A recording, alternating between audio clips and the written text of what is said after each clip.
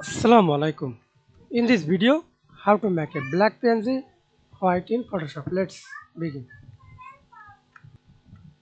See this black PNG? I already inserted to this PNG. Okay. Then step 1, click the gradient, use paint bucket tool or ground normal. Okay, and color, select color white color. Okay, and click tolerance 32, opacity 100%. Okay, and another way, apex color overlay and change color white. That's it.